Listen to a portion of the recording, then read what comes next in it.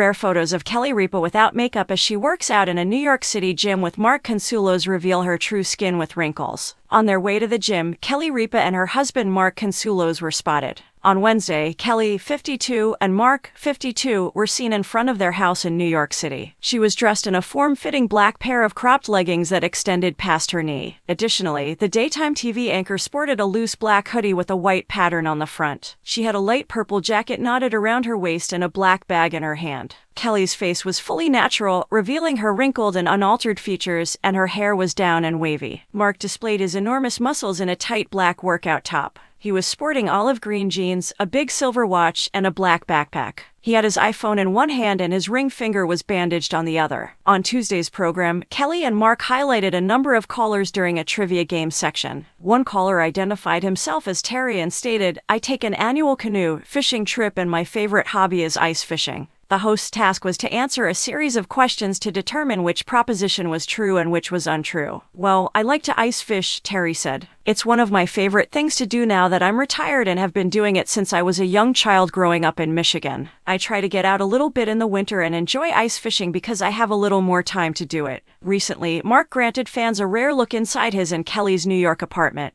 He chose to convey his affection for the places across the city that are special to him during a recent episode of their television show as part of Live Love's New York Week. That included locations where he and his wife had spent time together in the beginning of their relationship. He went outside to the first apartment he and Kelly shared after sharing a few other places. He stood in front of the apartment complex and stated, 200 West 60th Street, our first apartment together. As Mark entered a large apartment, he said, "It's a little different," and started to look about. He said, "We had a wall here, there was a galley kitchen, this is nice and open." He noted, "We lived in this apartment when we first got married and Kelly was carrying Michael." Mark talked on how much he loved the patio, calling it the key to the apartment. The satellite dish bracket he put in when he lived there was still mounted on the wall.